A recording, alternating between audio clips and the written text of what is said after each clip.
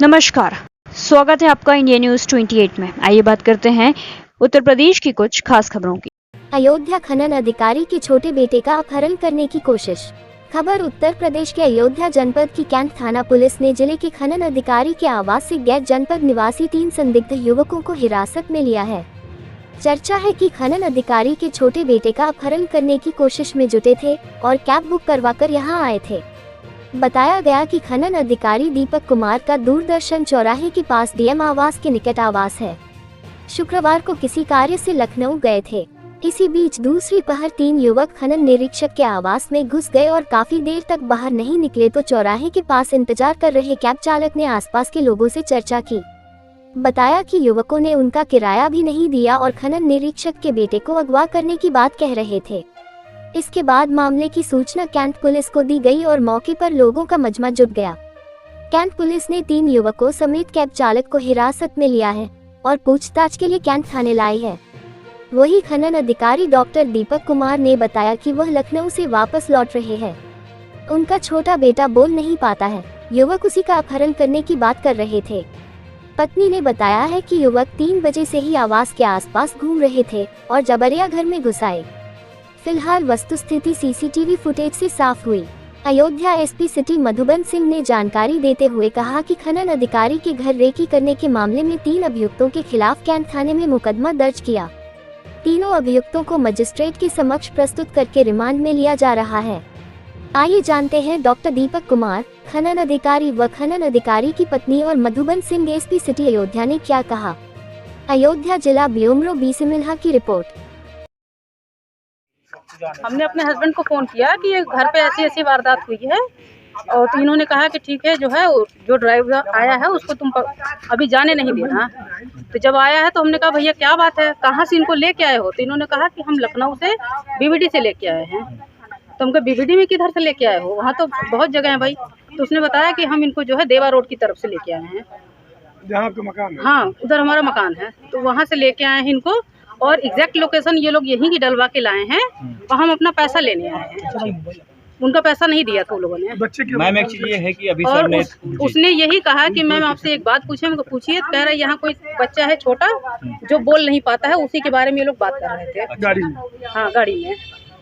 तो हमने कहा वो बच्चा हमारा ही बच्चा, यहाँ और कोई छोटा बच्चा नहीं जो बोल नहीं पाता है। तो मैम आपको ये लगता है कि अभी गोसाईगंज में सर ने इतनी बड़ी कार्रवाई की, उससे जोड़ के देखा जा सकता है कि ना उससे कोई ठीक। क्या नाम आपका मैम?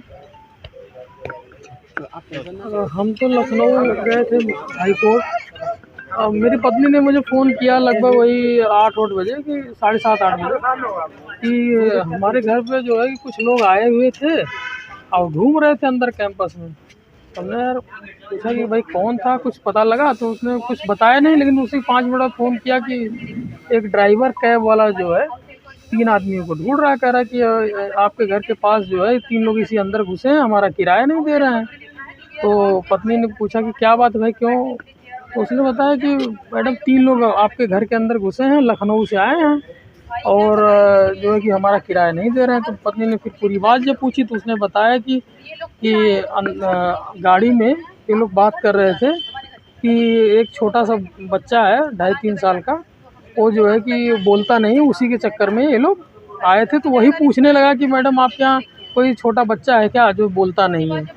तो पत्नी को लगा कि ऐसी बात है, तो हमने तुरंत ही कहा कि भाई ड्राइवर को बैठा लीजिए, मैं पुलिस को फ़ोन कर रहा हूँ। मैंने तुरंत ही सादतगंज चौकी इंचार्ज को फ़ोन किया।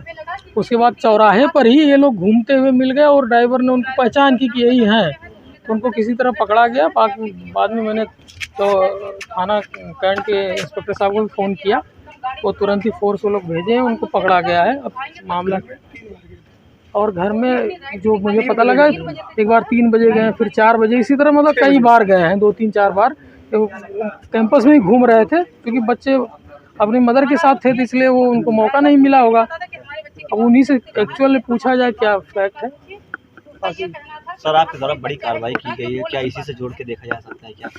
देखिए, हमारा जो कार्य है जनपद में अवैध खनन रोकना है, लेकिन अब क्योंकि भाई हम लीगल कार्रवाई करते हैं, अब उससे इसको जोड़ना मेरे हिसाब से नहीं होना चाहिए। तो क्या आपको लगता है ऐसा कि आपसी दुश्मनी या किसी से कैसे हुई? ये जानकारी तो हमें नहीं है, लेकिन भाई जो हम कार्रवाई करते हैं इससे इसको जोड़ना उचित नहीं होगा, क्योंकि वो अलग कार्रवाई ये हो सकता है। पर्सनल कोई दुश्मनी निभा रहा हो इसकी जानकारी नहीं है। ठीक है सर।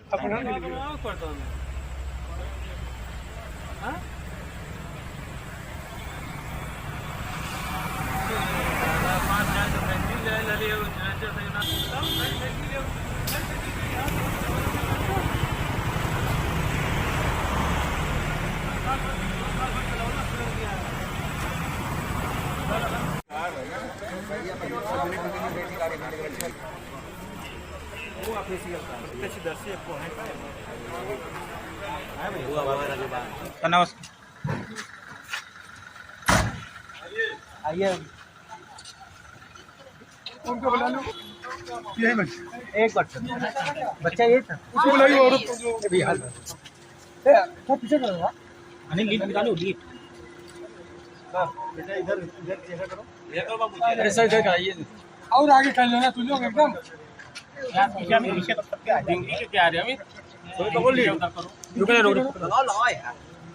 बेटू इधर देखो, नहीं निकालो, खोलो यार, हम बनाए।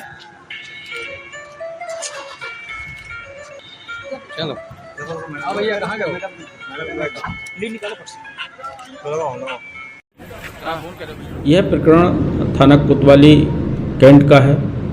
कल शाम को लगभग 7 से 7:30 बजे के बीच यह जानकारी प्राप्त हुई कि खनन निरीक्षक के घर के आसपास 3 अज्ञात व्यक्ति उनके घर की रेकी कर रहे हैं और उनके बच्चे के किडनैपिंग का प्रयास कर रहे हैं।